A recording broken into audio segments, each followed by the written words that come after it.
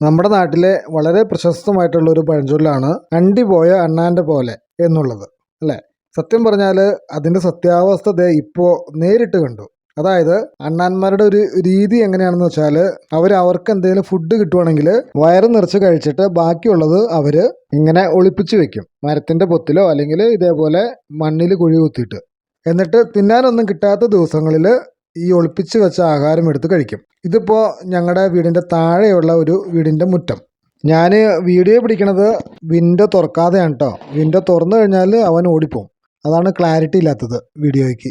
പുള്ളി കുഴി കുത്തി ഒളിപ്പിച്ച് വെച്ചത് എന്തോ ഒരു വെളുത്ത സാധനമാണ്. വാങ്ങേണ്ടി ഒന്നുമല്ല, ഇവിടെ മാവും പ്ലാവൊന്നും ഇല്ലല്ലോ. പിന്നെ കടയിൽ നിന്ന് മേടിക്കുന്ന മാങ്ങ തിന്നിട്ട് അതിൻ്റെ അണ്ടി ആരെങ്കിലും വലിച്ചെറിഞ്ഞതാണോ? അങ്ങനെ ആവാൻ ഒരു ചാൻസും ഇല്ല. ഇത് വേറെ എന്തോ ഒരു സാധനം.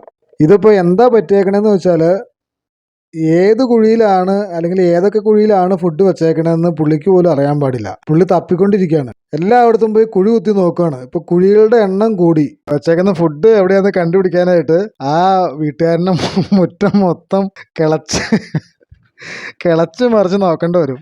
നമ്മുടെ നാട്ടിലെ പഴഞ്ചൊല്ല് ഇങ്ങനെയല്ലേ, അണ്ടി പോയ അണ്ണാൻ്റെ പോലെ. അതായത് എന്തോ നഷ്ടപ്പെട്ടിട്ട് അല്ലെങ്കിൽ എന്തോ ദുഃഖം കാരണം വിഷമം കാരണം ഇങ്ങനെ ആലോചിച്ച് സങ്കടപ്പെട്ട് നിൽക്കുന്ന വ്യക്തി, അതാണ് അതിൻ്റെ അർത്ഥം.